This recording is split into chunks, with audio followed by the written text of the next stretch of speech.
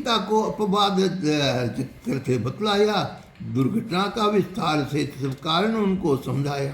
सुनकर सीता महारानी को कुछ सुध न रही, अपने तन की बिजली से गिरी, तभी तन पर थी मृतक समान दशा उनकी। पति के वियोग क्या ध्यान उन्हें बेचैन दम करता था, मन को कितना समझाती थी लेकिन मैं धीर न धरता था।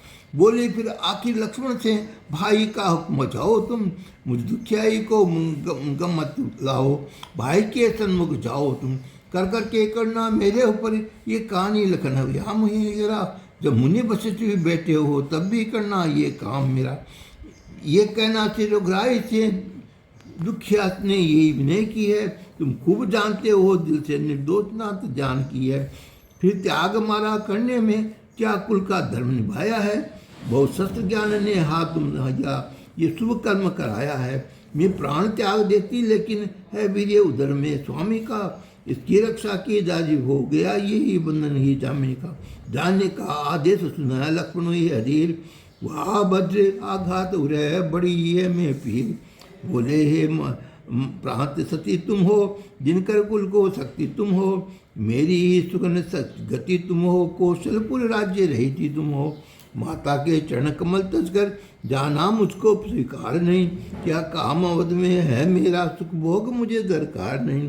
जनक सुता ने फिर कहा, जरो ये मैं धीर, तात तुम्हारे पुत्र है बड़े भ्रात रघुवीर, तुमको करना चाहिए उनका वचन प्रमाण, मेरी चिंता मत करो जल्दी करो पयान। दे आशीष बो भांति जब विदा किए वो सौमित्र, चले लखन करके परस सिए की चरण पवित्र। जग ज्योति तजी जब कानन ने, आंखों की ज्योति मलिन हुई, छा गया अंधेरा चारों तरफ बन आना प्रभा विहीन हुई। चलकर गंगा के पार हुए, फिरत पर लखन सुमार हुए, गहरे गम में सुकार हुए, जो दिली जिगर के पार हुए। मंजिल वह खत्म ही आखिर आए सौमित्र अवधपुर के, थे इंतजार में रामचंद्र, चिंता थी बड़ी हुई उनमें। आकर चरणों पर गिरे लखन हिचकिचाए लगाई रो रो कर, कुछ कह न सके रुक गई जमा, बेहोश हो गए सुध सुख गए। बोले रघुवीर जान की बिन अब रही जान की खेल नहीं, अब जान जान की निकल गई तब जान जान की ढेल नहीं। इधर विरह से बिकलते है रघुवर कृपा निधान, वह सुहासिया को मिला देह में कारान अनुसंधान। जब चेत हुआ सुकुमारी को तो राम रूप हो गई सिया, पत्ते पत्ते में स्वामी का जुआ दिखलाई उन्हें दिया। उछली जर की सीध बंदी उस बिगड़ने भयंकर जलानन में, का ध्यान ये में प्रीतम का जो धीरे डराता था मन में। उन्मत्त दशाती सीता की रो रोकर प्राण की लखी पाती थी, हो जाती थी वह कभी मौन और कभी प्रेम से गाती थी। इसी प्रकार करती हुई सीता दुखद विलाप, तन मन की सुध भूल करे भेट गई चुपचाप। मुनि भूमि पर गिर पड़ी गई मूर्छा आय, भूख प्यास श्रम से अधिक है हो गई देह कुमलाय। हंसों ने अपने पंखों में जब लाकर छिड़का थोड़ सीता पर, सौरभित अश्मीर लगी बहने, छा गई घटा आकरण में। सूडों ने जलाए हस्ती तन धोने लगे पिसिया कुछ को, अभिनृत्य के तत्काल विटप हो गया ताप रवि का फीका। तब चेत हुई महारानी को उठ बैठी, राम राम कहती संतापन और पर दूर हुआ जो थी सुखदय पवन बहती। शिष्यों ने सहित उसी वन में मुनि बाल में उस दम आए, करना क्रंदन सुन नारी का मन में उनके शंका लाए।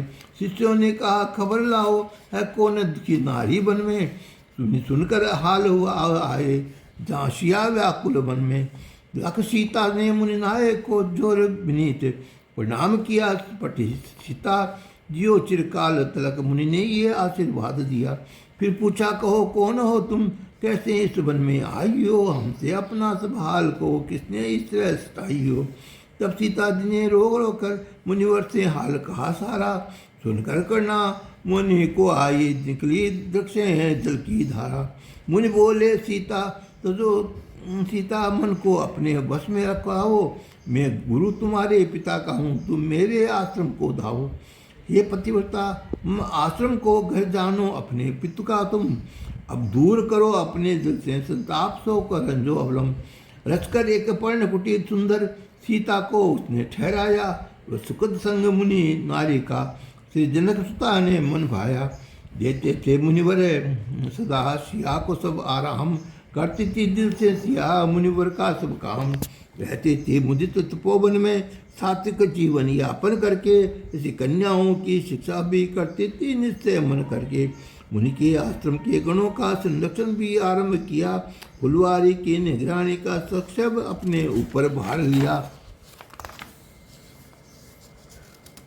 खूब पानी उसमें देती थी, फूलों को पौध लगाती थी, बयारी खुशनुमा बनाती थी, सब साग पात उपजाती थी। इसी आश्रम में फल फूलों की भरमार हुई। अब के ये पुण्य भूमि वह सब सरी जमीन गुणगार हुई उसके मन में। इस आमोद प्रमोद में बीत गए कुछ मास, मंगलकारी प्रसव का आया अवसर पास। आप पहुंची वह शुभ घड़ी, देव हुआ अनुकूल, लाया श्री को बिटप कर युगल मनोहर फूल। फैली उस ऋषि धाम में उनकी सुखद सुभाष, ऋषि पत्नी दाही मुदित बंदे भी के पास। बंदे भी थी विख्यात वहाँ, शुभ नाम सिया कुमारी का, बतलाया न था भेद कुछ भी मुनिवर ने दुधारी का। आश्रमवासी सब नर नारी बंदे भी उसको कहते थे, उस दिव्य मूर्ति को लकर हर्षित आनंदित रहते थे। उन पुत्रों की मुख आभा से ये दिव्यमान ऋषि भवन हुआ, उत्साह था हुआ, मंगल का आगमन हुआ। मुनिवर को पुत्र जन्म सुनकर आनंद समीप अपार हुआ। संभालते उनके हाथों से सब जाकर कर्म त्योहार हुआ। जब संस्कार वेदानुकूल मुनिवर ने किए मुदित होकर, सुनकर वेदी रचा हवन किया, वेदों की ऋचा उच्चारण कर। जब नामकरण का समय हुआ, कुछ और उलव नाम प्रसिद्ध किया। जो वचन दिया था सीता को वह सत्यव्रत से सिद्ध किया। पाकर जब अनुचर पुत्रों को अत्यंत मुदित भेजे की लालन पालन में संलग्न हुई और उनकी परम स्नेही थी। इसी पत्नी बारी बारी से गोदी में उन्हें खिलाती थी। उनका रूप अनुपलम मन को अपने बहलाती थी। रघुवर के तुल्य परम सुंदर तेजस्वी दोनों बालक थे। राजश्री मुखमंडल पर सुरनर मुनि के प्रतिपालक थे। घुटनों से चलने लगे किलक तंदूर दूषित सुबक सुखद, फिर पकड़ उंगलियाँ चलते थे। सिबरतलाने थी पद पद करते प्यार सभी उनको, कीड़ा को तुअल होता था। दिन प्रतिदिन राजकुमारों की मति बढ़ती थी, बल होता था। अब शिक्षा भी आरंभ हुई, मुनि उनको आप पढ़ाते थे। धारण शक्ति थी बड़ी प्रबल, सब देख और चकित हो जाते थे। कर उपवन मुनि स्नेह यथाशास्त्र बलिहाद, सांग पढ़ाए वेद सब है कष्ट कराए याद। धनुर्वेद के भी हुए ज्ञाता बिना प्रयास, इस विद्या का कर लिया तभी भली भांति अन्यास। दिए शस्त्र मुनि ने सनी, दिखलाई सब रीत, देखी पुण्य लेने लगे हिंसक पशु भवित। मुनि वास्तविक ने राम कथा रमणीय कर चिति सुखदाई, तो वह लव कुश पर कर ना करके संपूर्ण उन्हीं को सिखलाई। कंठाग्रह हुई रामायण नित्य प्रति लव कुश गाते थे, सुनकर जिसको इनके मुख से आश्रमवासी हर्षाते थे। था कंठ को किला के सदस्य, संगीत कला विज्ञानी थे। वाणी और वाद्य निपुण भी थे, कल कुछ में आसानी थे। ये कथा मनोहर सुनने में आनंद सभी को आता था। वन के पशु पक्षी तब सुनते, जो सुनता था सुख पाता था। वह आदि का बेस मुनि इस दुनिया में विख्यात हुआ है। आदर से मन रंजित होते हैं तब तक जिनके मुंह से, जिनके सुनने से सुन करके।